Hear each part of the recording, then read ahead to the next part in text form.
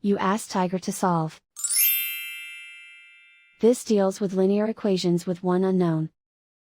The final result is a equals -50. Let's solve it step by step. Group all a terms on the left side of the equation. Subtract a from both sides. Group like terms.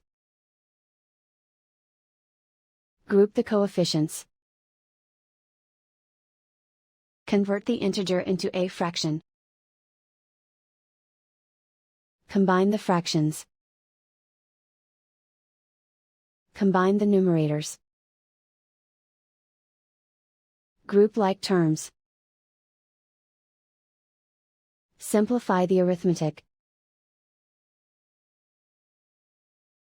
Group all constants on the right side of the equation. Add 8 to both sides. Simplify the arithmetic.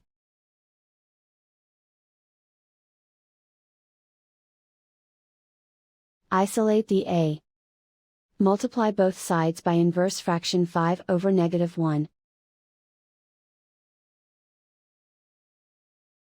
Group like terms. Multiply the coefficients. Simplify the arithmetic.